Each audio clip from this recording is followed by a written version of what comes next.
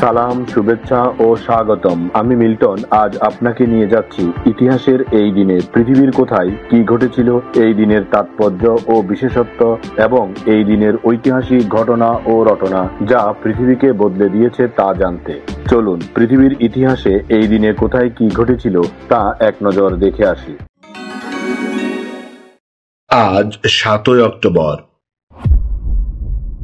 প্রথমেই পৃথিবীর ইতিহাসে এই দিনের আলোচিত, সমালোচিত এবং বিখ্যাত সব ঐতিহাসিক ঘটনা ও রটনা জেনে নেই। 1826 সালের ৭ই অক্টোবর যুক্তরাষ্ট্রে প্রথমবারের মতো মহাকর্ষ শক্তি ব্যবহার করে রেলপথ চালু করা হয়। এই রেলপথ আমেরিকার রেল পরিবহন ইতিহাসে এক বিপ্লবী সূচনা হিসেবে গণ্য করা হয়, যা পরবর্তী সময়ে আধুনিক রেলওয়ে ব্যবস্থার ভিত্তি গড়ে তোলে। 1906 সালের ৭ই অক্টোবর ইরানে প্রথমবারের মতো জাতীয় সংসদ বা মজলিস উদ্বোধন করা হয়। এই ঘটনা ইরানের আধুনিক রাজনৈতিক ইতিহাসে একটি গুরুত্বপূর্ণ মোড়, যেখানে প্রথমবারের মতো জনগণের প্রতিনিধি নির্বাচন আনুষ্ঠানিকভাবে প্রতিষ্ঠিত হয়। 1950 সালের ৭ই অক্টোবর কলকাতায় mother Teresa missionaries of charity প্রতিষ্ঠা করেন। এটি ছিল দরিদ্র, অসহায়, অনাথ, অসুস্থ ও সমাজচ্যুত মানুষের সেবা করার উদ্দেশ্যে গড়ে ওঠা একটি খ্রিস্টান ধর্মীয় সংঘ। মাদার তেরেসার এই উদ্যোগ মানব সেবাকে ধর্ম, বর্ণ ও জাতির ঊর্ধ্বে তুলে ধরেছে। তার এই অসামান্য কাজের জন্য তিনি 1979 সালে নোবেল শান্তি পুরস্কার লাভ করেন। 1958 সালের ৭ই অক্টোবর পাকিস্তানের প্রেসিডেন্ট ইস্কান্দার মির্জা পাকিস্তানে প্রথমবারের মতো সামরিক শাসন জারি করেন। এর মাধ্যমে 1956 সালের সংবিধান বাতিল করা হয় এবং কেন্দ্রীয় ও প্রাদেশিক আইনসভা ভেঙে দেওয়া হয়।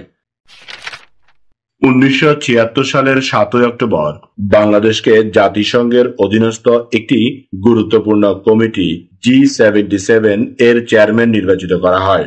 স্বাধীনতার মাত্র 5 বছর পরেই বাংলাদেশকে এমন একটি বৈপ্লবিক প্ল্যাটফর্মের নেতৃত্ব দেওয়া হয়েছিল, যা নবীন বাংলাদেশের কূটনৈতিক গ্রহণযোগ্যতা ও মর্যাদাকে আরও সুদৃঢ় করে। 1989 সালের ৭ই October Hungarian socialist workers party আনুষ্ঠানিকভাবে নিজেদের বিলুপ্তি ঘোষণা করে। এই পার্টি ছিল হাঙ্গেরিতে সোভিয়েত শাসিত কমিউনিস্ট শাসনের প্রধান ভরকেন্দ্র। এই ঘটনার মধ্য দিয়ে হাঙ্গেরি ধীরে ধীরে একদলীয় কমিউনিস্ট শাসন থেকে বহুদলীয় গণতান্ত্রিক দেশ ব্যবস্থায় রূপান্তরিত হয়। 1995 সালের ৭ই অক্টোবর ইন্দোনেশিয়ার সুমাত্রা দ্বীপে একটি শক্তিশালী ভূমিকম্প আঘাত হানে। ভূমিকম্পটির মাত্রা ছিল রিক্টার স্কেলে প্রায় 6.7 থেকে 7.1 পর্যন্ত এবং এই ভূমিকম্প সুমাত্রার পশ্চিমাঞ্চলকে কাঁপিয়ে তোলে। 1995 সালের এই ভূমিকম্প ছিল সেই সময়ের অন্যতম বড় প্রাকৃতিক দুর্যোগ, যা ইন্দোনেশিয়ার জনগণের জন্য গভীর শোক ও ক্ষতির স্মৃতি হয়ে রয়েছে।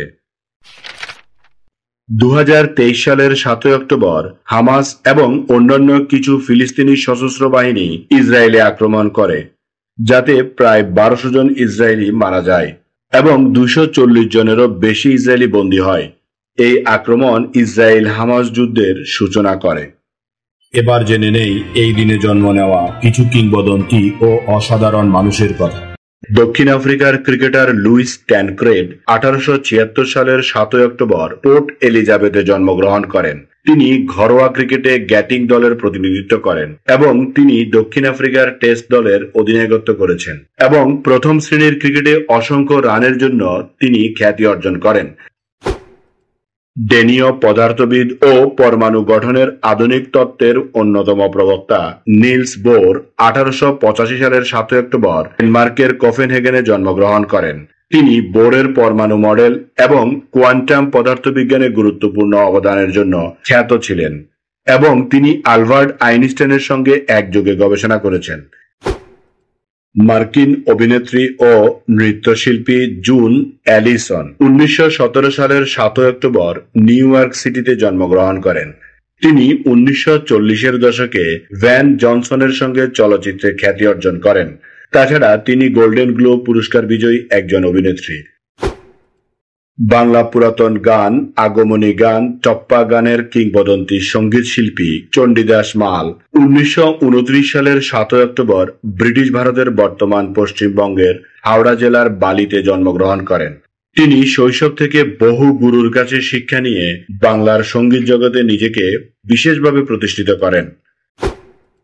বাংলাদেশের আধুনিক কবি হেলাল হাফিজ 1948 সালের 7 অক্টোবর নেত্রকোনা জেলার আটপাড়া উপজেলার বটতলী গ্রামে জন্মগ্রহণ করেন। তিনি যে জলে আগুন জ্বলে কাব্যগ্রন্থের মাধ্যমে ব্যাপক জনপ্রিয়তা অর্জন করেন এবং তার কবিতা পাঠক ও কবিতা প্রেমীদের মধ্যে গভীর প্রভাব ফেলেছে। রুশ রাজনীতিবিদ ও রাশিয়ার প্রেসিডেন্ট ভ্লাদিমির পুতিন 1952 সালের 7 অক্টোবর রাশিয়ার লেনিনগ্রাদে জন্মগ্রহণ করেন। তিনি দীর্ঘদিন ধরে রাষ্ট্রপতি ও প্রধানমন্ত্রী হিসেবে ক্ষমতায় রয়েছেন। তার শাসনামলে রাশিয়াকে কেন্দ্রীভূত ও শক্তিশালী করা হলেও মানবাধিকার লঙ্ঘন, যুদ্ধাপরাধ, রাজনৈতিক দমন পীড়ন ও দুর্নীতির অভিযোগে আন্তর্জাতিক সমালোচনার মুখে পড়েছেন। বাংলাদেশী কবি, গীতিকার, নাট্যকার ও প্রাবন্ধিক হাসান ফখরি 1952 সালের 7 অক্টোবর মুন্সিগঞ্জে জন্মগ্রহণ করেন। তিনি জাতীয় চলচ্চিত্র পুরস্কার প্রাপ্ত একজন গীতিকার এবং মাওবাদী আদর্শে বিশ্বাসী সাংস্কৃতিক ও সাহিত্যিক কার্যক্রমে সক্রিয়। ওয়েস্ট ইন্ডিজ ক্রিকেটার ও গায়ক ডোয়েন ব্রাভো 1983 সালের 7 অক্টোবর ত্রিনিদাদ ও টোবাগোর সান্তাক্রুজ এলাকায় জন্মগ্রহণ করেন। তিনি 2012 সালে টি-20 ওয়ার্ল্ড কাপে বিশ্ব চ্যাম্পিয়ন এবং তিনি আন্তর্জাতিক ক্রিকেটে বোলিং ও ব্যাটিংয়ে উল্লেখযোগ্য সাফল্য অর্জন করেছেন। নিউজিল্যান্ডীয় প্রমিলা ক্রিকেটার হেলি জ্যানসেন 1992 সালের 7 অক্টোবর নিউজিল্যান্ডে ক্রাইস্টচার্চে জন্মগ্রহণ করেন। তিনি নিউজিল্যান্ড ও অস্ট্রেলিয়ার বিভিন্ন ক্লাবের হয়ে খেলেছেন এবং 2019 সালে দীর্ঘদিনের সঙ্গী নিকোলা হ্যানককের সঙ্গে বিবাহ বন্ধনে আবদ্ধ হন। স্মরণ করছি এই দিনে চলে যাওয়া কিছু কিংবদন্তি ও অসাধারণ মানুষের কথা। ব্রাজিলীয় চিত্রকর পেদ্রো আমেরিকো 1905 সালের 7 অক্টোবর মৃত্যুবরণ করেন।